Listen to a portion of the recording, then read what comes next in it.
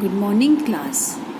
आज हम dissolution of a partnership form chapter का प्रैक्टिकल पोर्शन स्टार्ट करेंगे। Right. Illustration number 1। The firm of X, Y and Z was dissolved on 31st March 2019. Y demands that his loan of rupees 25,000, तीन partner हैं x Y Z. Y कहता है कि उसका जो loan है 25,000 should be paid before payment of Capitals of the partners. उसकी payment partners का पैसा वापस देने से पहले की जाए।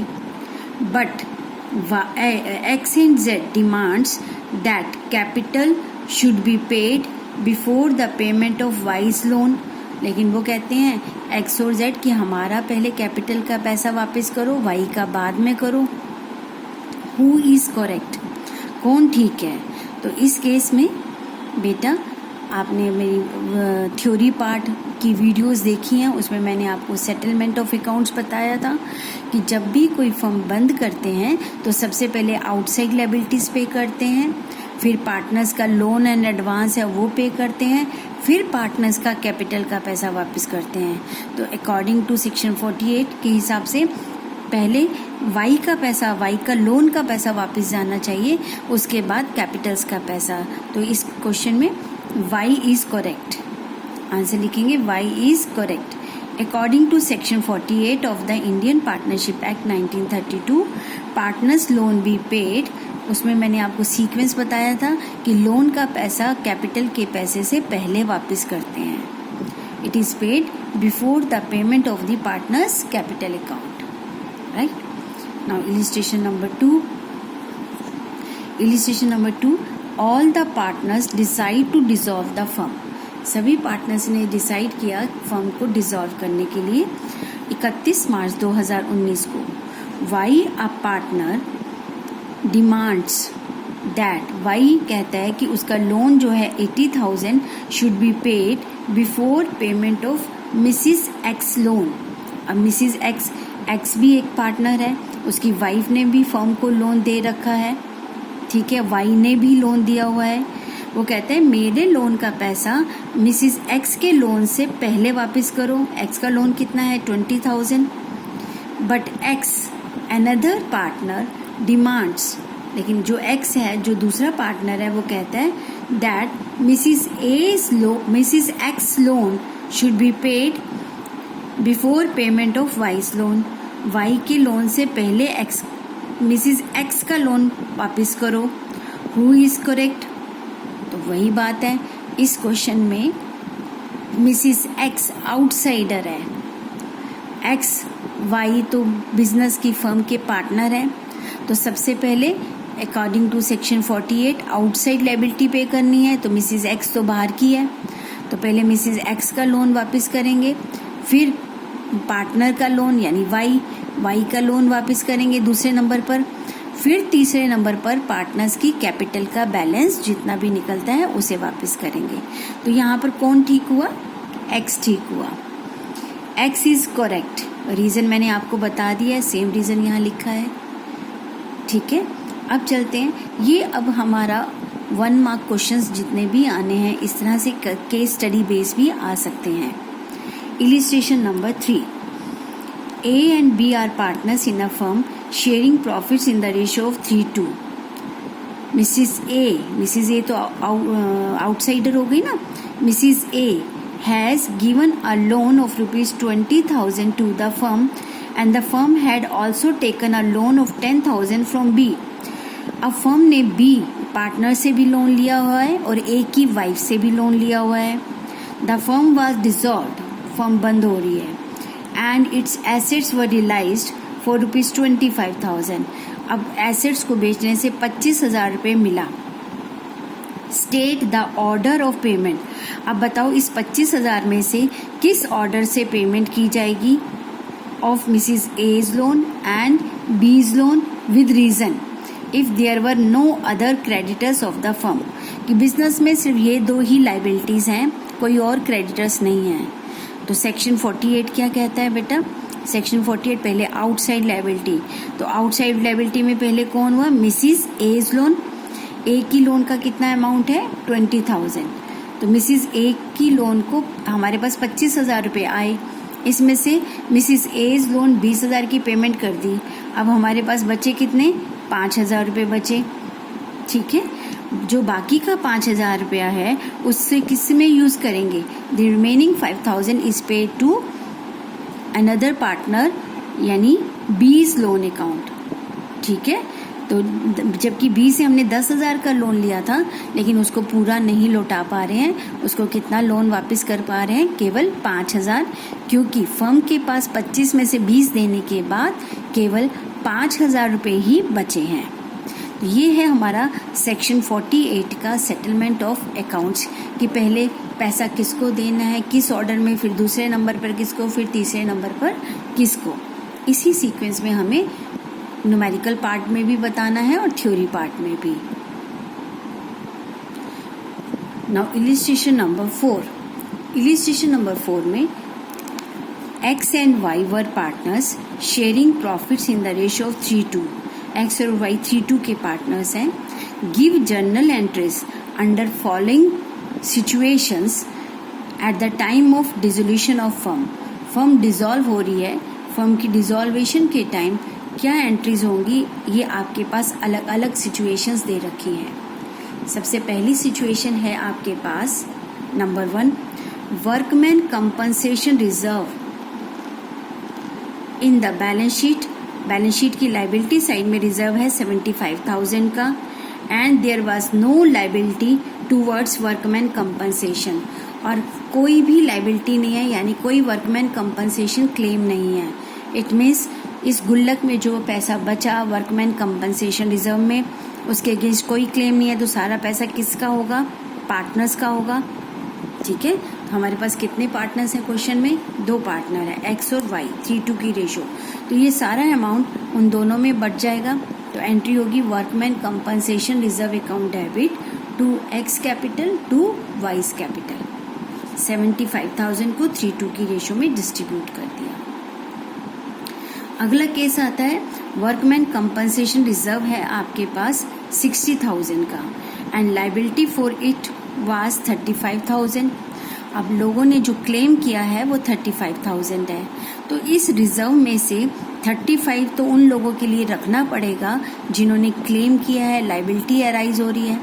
अब 65 में से 35 हटा देंगे तो बाकी बचे गुल्लक में 25,000, 25,000। तो ये जो गुल्लक में पैसा बच गया ये किनका? ये पार्टनर्स का। तो हमारी नेक्स्ट एंट्री क्या आती है? वर्क क्लेम में आपको रखना, इसकी आप कंबाइंड एंट्री भी कर सकते हैं और अलग अलग सेपरेट एंट्री भी कर सकते हैं। अब इन्होंने बुक में आपकी एक अलग अलग एंट्री करी हुई है, वर्कमैन कंपनसेशन रिजर्व, यानी जो क्लेम है उसको पहले क्लेम में डाल दो, टू रियलाइजेशन अकाउंट।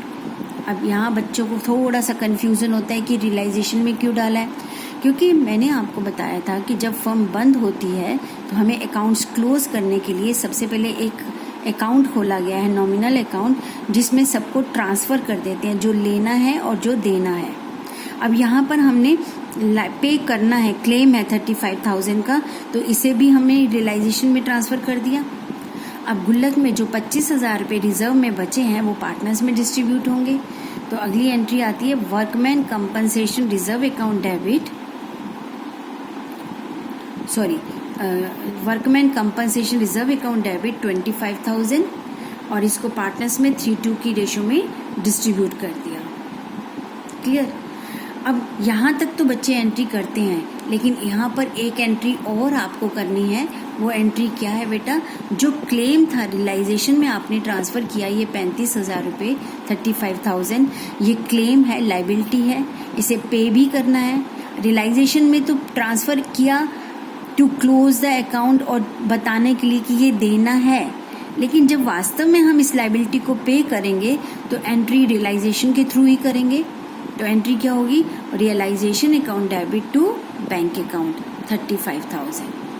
अब जब भी वर्कमैन कंपनसेशन से रिलेटेड क्लेम आता है तो जितने क्लेम है उतने अमाउंट की पेमेंट की एंट्री क्वेश्चन में लिखी नहीं होती है, अंडरस्टूड है, वो आपको करनी है। ये बात ध्यान रखेंगे। मैंने नोट्स में भी जो आपकी वीडियोस डाली हैं उसमें भी बताया था। तो यहाँ पर 35,000 की एंट्री आपको करनी है, क्योंकि ये क्लेम था। जब कोई क्लेम आ जाता है तो उसे, अब फर्म बंद हो रही है तो पे करके नक्की करेंगे ना, हिसाब बराबर चुकता करेंगे, तो उसे हमने पे कर दिया।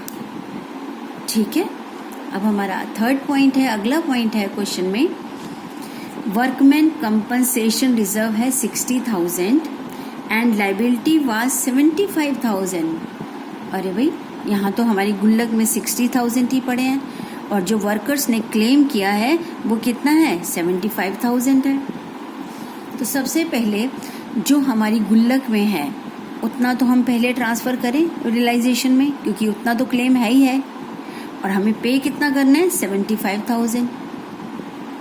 ठीक है, तो सबसे पहले हमने अपनी जितना भी गुल्लक में अमाउंट था, वर्कमैन कंपनसेशन रिजर्व, ये एंट्री देखिए, workman compensation reserve to realisation 60,000, जबकि क्लेम कितना है, लोग मांग कितने रहे हैं, 75,000, लेकिन हमारी गुल्लक में है ही अमाउंट 60,000 का, तो जितना है उतना ही हम रियलाइजेशन में ट्रांसफ़र करेंगे।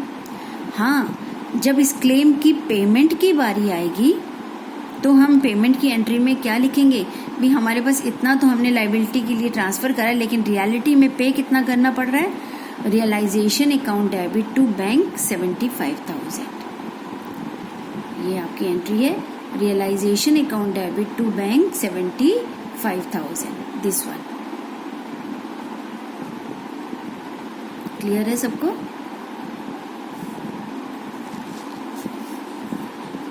ये एंट्री क्लियर है बेटा, ये वाली 75,000 वाली। ठीक है, नेक्स्ट आता है आपका, अगली एंट्री है वर्कमैन कंपनसेशन रिजर्व 60,000, 60,000 रुपये हमारी गुल्लक में है और लाइबिलिटी भी 60,000 की है, तो कोई प्रॉब्लम ही नहीं है, सारा रिजर्व रियलाइजेशन में ट्रांसफ़र करो और फिर रियलाइजेशन से उसकी पेमेंट कर दो। तो यहाँ पर 60,000 की पेमेंट है और 60,000 ही ट्रांसफ़र होना है इस एंट्री के अंदर, ये वाला पॉइंट। अब इसको देखते हैं हम लोग। आपके पास वर्कमैन कंपनसेशन रिजर्व में 60,000 थे, आपने रियलाइजेशन में ट्रांसफ़र कर दिए। अब पेमेंट भी आप 60,000 ही करें क्योंकि क्लेम 60,000 का है। नेक्स्ट एंट्री में realisation account debit to bank 60,000।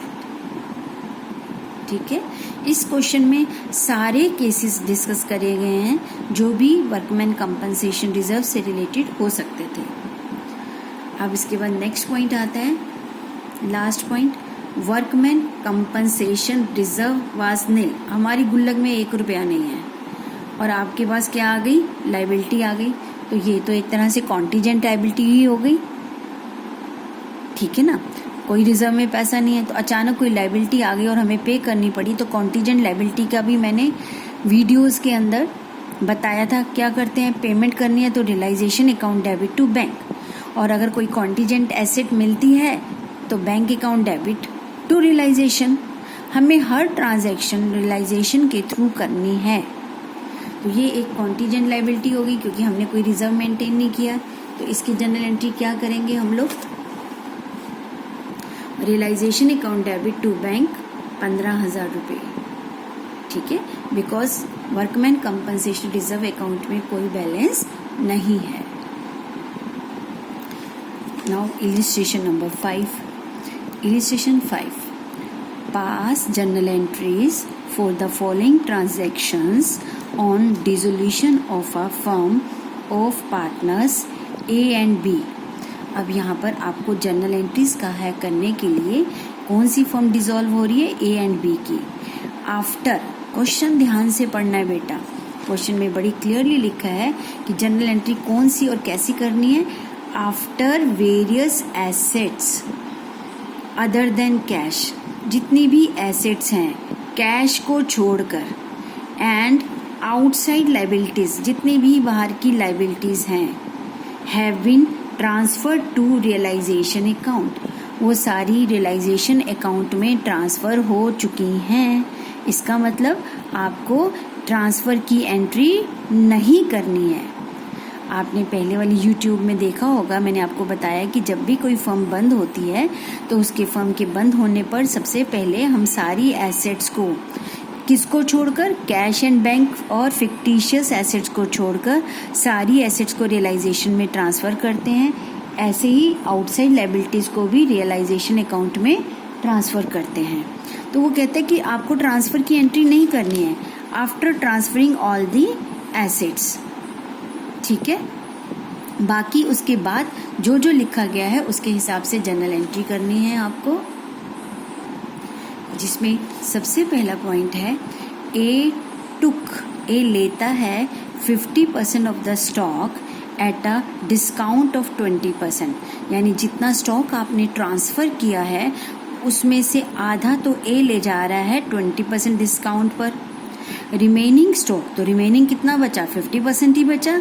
Remaining stock was sold at a profit of 30% on cost, और बचा हुआ 30% प्रॉफिट पर बेच दिया। बुक वैल्यू ब्रैकेट में लिखा है book value of stock given in the balance sheet before dissolution was 4 lakh. Dissolution के टाइम जब बैलेंस शीट थी उसमें जो फिगर गिवन थी स्टॉक की वो थी 4 लाख की। अब इसको कैसे सॉल्व करेंगे, जैसा कि मैंने आपको बताया कि सबसे पहले हम एसेट्स को ट्रांसफ़र करते हैं। डेबिट है तो क्रेडिट करके रियलाइजेशन टू एसेट्स, ऐसे ही लायबिलिटीज़ को भी ट्रांसफ़र करते हैं। लायबिलिटीज़ क्रेडिट हैं, इस अकाउंट को क्लोज करने के लिए डेबिट कर देंगे टू रियलाइजेशन। ये 2 एंट्रीज आपको नहीं करनी है। अगर क्वेश्चन में लिखा होता है कि ट्रांसफ़र की एंट्री करो तब आप ये 2 एंट्रीज करते, एसेट्स को ट्रांसफ़र करने की और लायबिलिटीज़ को ट्रांसफ़र करने की। अब हमें नहीं करनी है ये दोनों एंट्री क्योंकि ऑलरेडी ट्रांसफ़र हुआ है, ये बात क्वेश्चन में लिखी है। अब हमें क्या कहा गया है कि बुक्स में आपके पास 4000 का स्टॉक था, स्टॉक का आधा, इसका अगर हम आधा करें 2 लाख और ये 2 लाख 2 टुकड़े हो गए। इसका आधा लेस 20% डिस्काउंट पर कौन ले जाता है, ए ने लिया। तो इसका 20% अगर देखा जाए तो 40,000, इसमें से मैंने माइनस करा तो 1,60,000, यानी फर्म ए से 1,60,000 रुपये लेगी क्योंकि वो उठा के ले जा रहा है स्टॉक। बचा हुआ 2 लाख 30% प्लस प्रॉफिट पर मार्केट में बेचा, तो इसका 30% 60,000 आएगा। ऐड करोगे तो 2,60,000 हो गया, ठीक है। तो ये तो बेचा, इससे तो कैश आ गया, लेकिन ये बेचा नहीं है, ये ए ने लिया, तो ए से पैसा लेना है। एंट्री क्या करेंगे, ए बिजनेस कहेगा, फर्म कहेगी कि ए से लेना है, so A is capital account debit to realisation. अब बच्चे यहाँ पर गलती से स्टॉक लिख देते हैं कि स्टॉक जा रहा है। बेटा यहाँ स्टॉक इसलिए नहीं लिखना क्योंकि स्टॉक का खाता हम नील कर चुके हैं। कब, ट्रांसफ़र करके। जब हमने स्टॉक को रियलाइजेशन में ट्रांसफ़र कर दिया तो स्टॉक का खाता ख़त्म, डेबिट था क्रेडिट करके ख़त्म हो गया। अब हमें जो भी पैसा आएगा या देंगे वो रियलाइजेशन अकाउंट के थ्रू करेंगे, इसलिए ए से लेना है। A is capital account debit to realisation, कितना अमाउंट, 60,000, ये वाला अमाउंट। और उधर आपने जो बेचा उससे कैश आया, एंट्री बैंक या कैश अकाउंट डेबिट 2,60,000 गया, क्या स्टॉक गया, लेकिन वो ऑलरेडी ट्रांसफ़र है, तो यहाँ पर क्या लिखेंगे, to realisation account, to realisation account 2,60,000, ठीक है। ये चीज़ यहाँ आपको एंट्री जो करनी है, एक तो ये एंट्री करनी है और एक ये एंट्री करनी है। चलिए अब बुक में देखते हैं।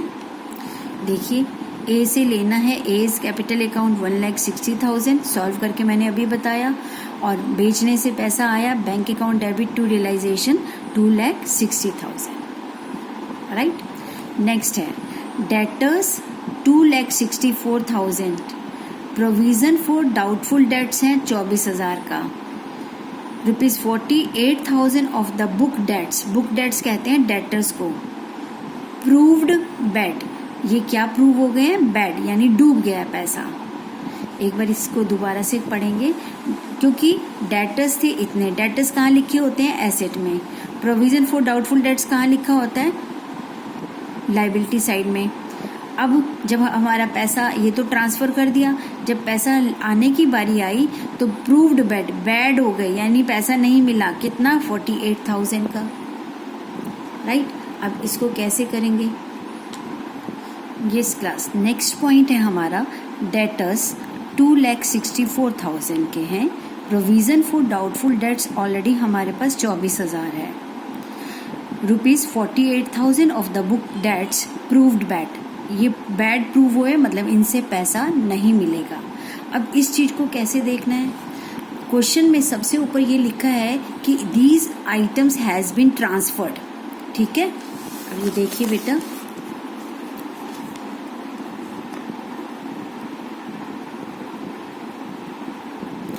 मैं आपको पहले क्वेश्चन समझा रही हूँ। ये आपकी बैलेंस शीट है, ठीक है। लाइबिलिटी एसेट, एसेट्स में डेटर्स लिखे हुए हैं, प्रोविजन फॉर डाउटफुल डेट्स है 24,000। Question says that above items have been transferred to realisation account, transfer हो चुकी हैं, यानी ये अकाउंट्स क्लोज हो चुके हैं। कैसे? ये डेबिट था, इसको क्लोज करने के लिए क्रेडिट किया, realisation account debit to debtors, ये क्रेडिट है, इसको क्लोज करने के लिए डेबिट किया, provision for doubtful debts to realisation account, ये क्लोज हो चुके हैं। यहाँ तक हमें क्वेश्चन नहीं करना, ये एंट्री ट्रांसफ़र की है जो हो चुकी है, क्वेश्चन कह रहा है ये बात। अब वो ये कहा गया, जब मैंने आपको बताया था कि किसी एसेट को ट्रांसफ़र करते हैं तो उससे रिलेटेड जो भी रिजर्व्स होते हैं, फंड्स होते हैं, जो भी मेंटेन, उसे ट्रांसफ़र करके छोड़ देते हैं। अब हमें 2,64,000 रुपये, 2,64,000 रिसीव करना था, बट क्वेश्चन कहता है कि आपका 48,000 डूब गया, तो यानी 2,16,000 रुपये हमें मिलेगा। तो आपकी एंट्री क्या होगी? Bank account debit 2,16,000 to realisation account, यहाँ डेटर नहीं लिखेंगे क्योंकि डेटर अकाउंट क्लोज हो चुका है ट्रांसफ़र करके। अब हमें यहाँ क्या लिखना है? Realisation account. कैश आ रहा है तो डेबिट, जा रहा है तो क्रेडिट, किसके थ्रू? रियलाइजेशन के थ्रू। तो टू रियलाइजेशन अकाउंट 2,16,000 रुपये, ठीक है। नेक्स्ट बाकी की जितनी एंट्रीज हैं बेटा वो मैं नेक्स्ट क्लास में डालती हूँ। ओके, थैंक यू बेटा।